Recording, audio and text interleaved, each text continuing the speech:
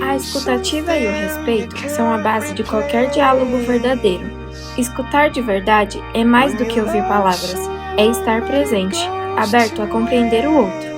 O respeito nasce justamente desse encontro entre duas pessoas que reconhecem o valor uma da outra. Oi, mãe, hoje você pode me responder algumas perguntas? Claro, pode fazer. Bom, primeiramente eu vou começar perguntando como era a sua infância? Era desafiadora, porém não tinha tanta comunicação. Hoje a comunicação tá muito fácil para vocês têm tudo na palma da mão e pra gente não. Então, se a gente tivesse que buscar alguma coisa, a maioria das pessoas na minha idade não tinha internet em casa, não tinha computador, a gente tinha que ir na lan house, comprar um tempo. E aí, por não ter tanto tempo de uso com essas máquinas, a gente não tinha tanta intimidade e tanta facilidade. Então, hoje eu acho que vocês têm o mundo na palma das mãos. Eu acho que vocês são mais desenvolvidos nessa questão. A gente era um pouquinho mais limitado de informação, porém eu acho que a gente sabia se divertir mais, dava mais valor para as coisas e para o tempo. E eu era uma dessas pessoas, eu aproveitava ao máximo. Eu tive uma infância um pouco difícil, isso me trouxe uma maturidade maior, muito cedo. Então, desde muito cedo eu já planejava o meu futuro, eu já sabia mais ou menos o que eu queria seguir. Mas dentre todo esse planejamento, e comecei a trabalhar muito cedo, comecei a trabalhar com uns 10 anos de idade. Mas mesmo assim, o tempo livre que eu tinha era muito prazeroso. Eu ficava muito tempo na rua, brincando com os meus amigos, adorava jogar futebol e era muito divertido. E o que você sonhava quando criança?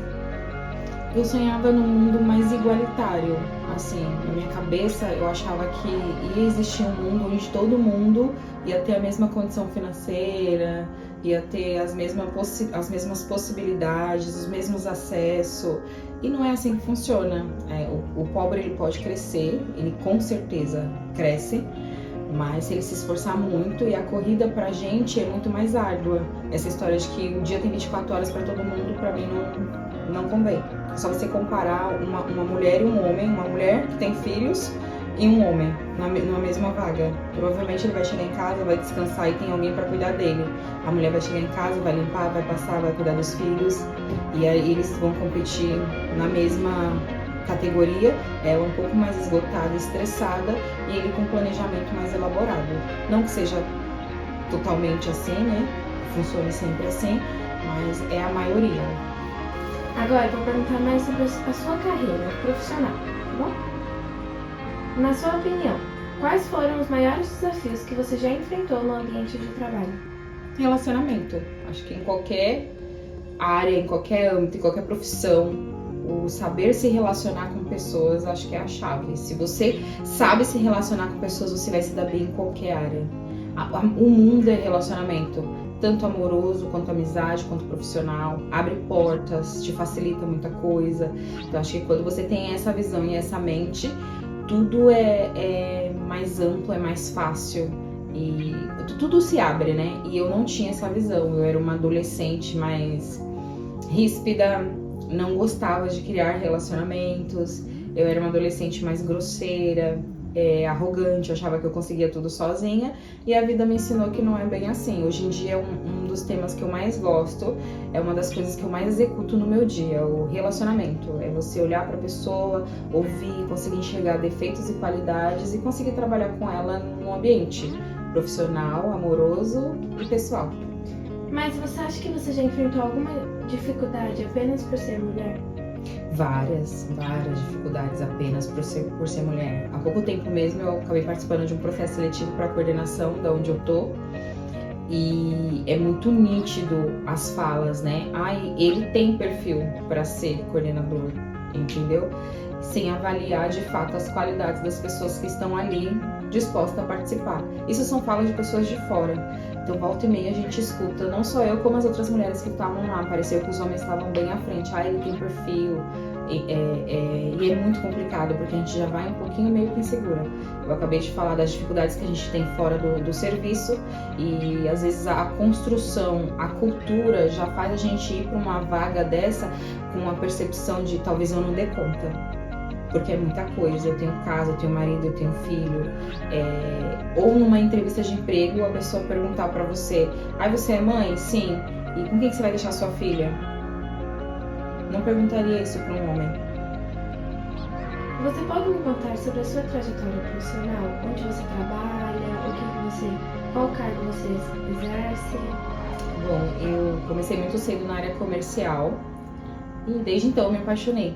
Eu entendi que acho que é a única área que você consegue fazer o seu salário sem precisar puxar basicamente o saco de ninguém. Então hoje eu continuo trabalhando na área comercial, só que eu sou especialista em dermocosmético, maquiagem e fragrância.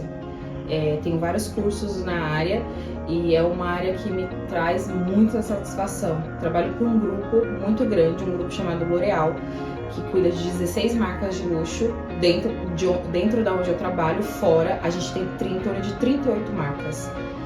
No geral, Lancôme, Armani, Yves Saint Laurent, Prada, Thierry Mugler, enfim, Valentino. E eu represento aqui no Brasil, aqui em São Paulo, no aeroporto de Guarulhos, essas marcas. Como que eu represento? Eu sou embaixadora, tanto na comunicação visual, na divulgação das propagandas, dos produtos. Às vezes eu dou treinamento para as pessoas que chegam, porque eu preciso impulsionar essas marcas. É uma loja que tem vários grupos, então para o meu grupo se destacar, eu tenho que impulsionar eles e fazer a venda desses produtos. Então eu preciso encantar os meus colegas de trabalho e preciso encantar os clientes para que eles sejam influencer do meu grupo. Então eu crio influências por grupo L'Oréal. Para você, o que a palavra feminismo significa? Ai, vamos lá, um tema complicado, mas pra mim é muito nítido, assim. Eu gosto até de debater com algumas pessoas. Antigamente, quando eu ouvia se falar e via pessoas falando com propriedade sobre as conquistas das mulheres, que de fato me encanta muito, que eu acho que mulher é tão competente quanto qualquer homem. Então eu cheguei muitas vezes a falar que eu era feminista. E depois de um tempo que eu fui pesquisar a fundo, eu vi que é um tema, é uma causa que foi meio que banalizada por pessoas que não entendem de fato essa luta. Hoje em dia as feministas criam manifestos que me envergonham, na verdade. Porque eu não vejo elas fazendo nenhum manifesto pra Ana lá da periferia que perdeu o marido e tem 3 filhos para sustentar. Não vejo nenhuma causa na internet, vaquinha para conseguir ajudar essa pessoa, ou nenhuma das feministas indo lá para perguntar se ela tá bem, se ela precisa de um litro de leite. O que eu vejo é elas levantando cartaz para defender o aborto, que eu sou totalmente contra. Eu já vi vídeos de mulheres grávidas com a barriga exposta, escrito "meu corpo, minha regra". Então assim, é muito complicado, né? É uma linha muito tênue. O seu corpo, é a sua regra, mas a partir do momento que você tá grávida, o que tá lá dentro não te pertence. O corpo daquele ser humano não te pertence. Então, o que determina que você pode ou não matar aquele ser, entendeu? Eu entendo sobre as causas públicas, eu entendo que às vezes acontece da pessoa engravidar mesmo tomando os seus contraceptivos, mas na grande maioria é simplesmente desleixo. O hospital público, ele dá camisinha, ele dá anticoncepcional, então assim, é muito complicado. Então assim, o feminismo hoje não me representa. É uma causa que foi banalizada e chega até a ser ridícula em alguns momentos. Eu conheço quem eu sou uma mulher muito atemporal, na verdade. Defendo várias causas, principalmente humanitárias, principalmente sobre o direito das mulheres, mas eu acho que hoje em dia o direito da mulher em qualquer área que é conquistado não se deve ao feminismo, porque de fato eu não vejo o feminismo mais criar pautas importantes para a mulher no geral, é só para beneficiar, sabe aquela história, né? Enfim, vou falar um pouco de política, que o governo que assumiu o nosso país por tanto tempo criou, a metodologia deles é dividir para conquistar. Então eles dividem pretos, negros, azul, pardos, gays, héteros, LGBT, YG, eu nem sei mais, que eu já me perdi nas siglas, né? E aí, como tem determinados grupos, eles acabam criando passeatas e movimentos para favorecer uma minoria e não o todo. Para mim, independente de preto, azul, branco, roxo, amarelo, LGBTQI, somos todos seres humanos e temos que garantir o direito de todos. Então, as mulheres, como um todo, preta, parda, azul, periférica, não periférica, e eu não vejo isso. Eu nunca vi, na verdade, um movimento de feministas na periferia. Levando água, comida ou sei lá o que, vestimento, absorvente, nunca vi. Eu nunca vi elas pisarem numa periferia. O que faz você se sentir bonita e confiante? O que faz eu me sentir bonita e confiante? Primeiro... E eu falo além da maquiagem... Da estética. Primeiro é saber que existe um Deus que me ama e que me conhece pelo nome, que já escreveu toda a minha história no livro da vida, que ele é tão grande, tão poderoso e ainda assim cuida de mim em cada detalhe. Então eu me sinto muito valiosa e esse sentimento me faz sentir bonita, me faz sentir quista. Segundo, é saber que além das dificuldades eu sou super esforçada. Não importa quantas vezes eu vá cair, eu tenho a certeza de que eu sempre vou levantar. E cada vez que eu levanto mais sábia, mais humana, mais empática. Não sou perfeita e consigo fazer essa autoavaliação. Constantemente eu estou fazendo, me critico em alguns momentos, sei identificar quando eu erro, peço perdão. E essa construção de personalidade demandou muito tempo. Em particular, agora eu vou falar de uma característica específica minha, que eu sou uma mulher negra. E para a mulher negra se sentir bonita é muito difícil, custa muito pra gente. Porque ao longo do tempo a gente escuta muita coisa, não temos uma beleza padrão.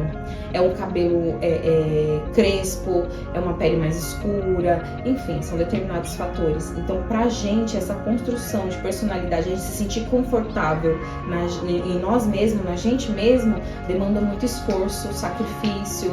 E eu acho que essa busca é importante, e saber que eu fiz toda essa trajetória, que eu me forcei me faz me sentir muito bonita. Você pode se definir em 3 palavras? Posso. Religiosidade, né? Deus, família, no geral, e mãe. Que conselho você daria para a sua versão mais jovem?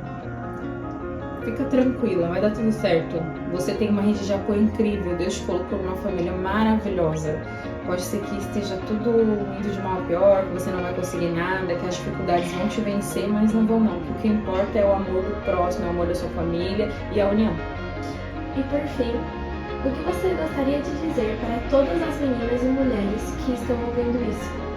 Se amem, se valorizem. Deus fez você para ser um diamante, uma pedra preciosa, sabe? Não se diminua para caber em lugar nenhum. Se não te cabe ali é porque não é para ser. Entenda também que ciclos se encerram, não morram por isso, sabe? Abram espaço para a próxima fase, receba elas com muito amor, preparadas, orando muito, claro, colocando Deus à frente de tudo, e vai dar tudo certo. Se a gente se valorizar, o mundo vai nos valorizar. É simples assim. Se você se enxerga de uma maneira, sei lá, limitada, feia, se você não se valoriza, não espere que o próximo vá te valorizar. Ninguém vai fazer nada por você de bom se você não fizer primeiro. Muito obrigada. De nada. Obrigada. Foi um prazer.